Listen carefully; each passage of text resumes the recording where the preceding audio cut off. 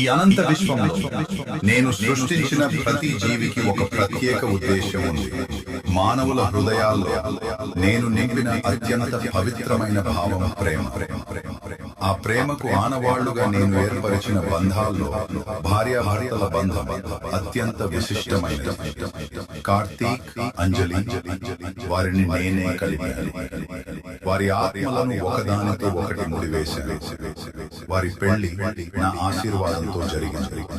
వారి కళ్ళల్లో నేను చూసిన ఆనందం, వారి హృదయాల్లో వెళ్లి విరిసిన ప్రేమ, అవి ఎప్పటికీ నా జ్ఞాపకాల్లో కదలు. కానీ కాలం గడిచే కొద్దీ వారి బంధంపై చిన్న చిన్న మబ్బులు కమ్ముకుంటున్నాయి. పెద్ద సమస్యలు ఏమీ లేవు, ఆర్థిక ఇబ్బందులు లేవు, కట్న కానుకల గురించి వాదనలు లేవు. అయినా కూడా వారు విడిపోవాలని చూస్తున్నారు. ఎందుకు? నా హృదయం బాధతో నిండిపోతుంది. అర్థం చేసుకోలేని గుణం, ప్రేమ తక్కువ అవ్వడం, మొండితనం, కోపం, ఇవే వారి బంధాన్ని బలహీనపరుస్తున్నాయి.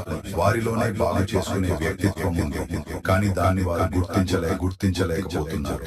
కార్తిక్ ఉదయాన్నే ఆఫీస్కు సిద్ధమవుతున్నాడు. అంజలి వంటింట్లో టిఫిన్ చేస్తూ ఉంటుంది. టీవీలో ఏదో వార్త వస్తుంది.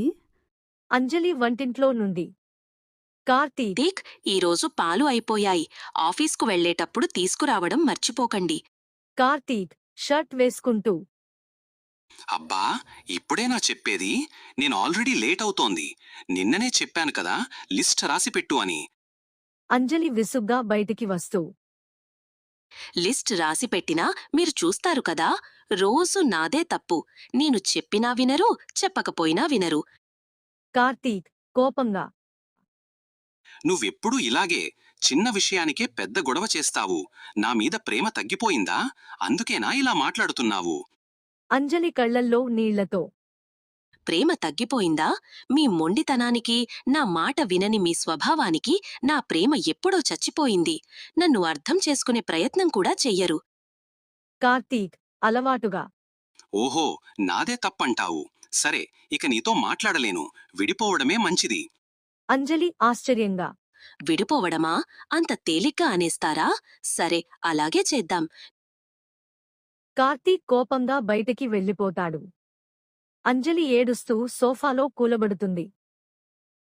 చూశారా, ఎంత చిన్న విషయం, ఒక చిన్న అపార్థం, ఒకరికొకరు అర్థం చేసుకోలేని మొండితనం. నేను వారికి ఇచ్చిన బంధాన్ని వారు ఎంత తేలిగ్గా చూస్తున్నారు. వారిలో ఉన్న ఆత్మవిశ్వాసం, దయ, ప్రేమ, ఇవన్నీ ఎక్కడ మాయమయ్యాయి? అడ్జస్ట్ అవ్వడం అంటే ఒకరికొకరు సర్దుకుపోవడం, ఒకరి కోసం ఒకరు మారడం.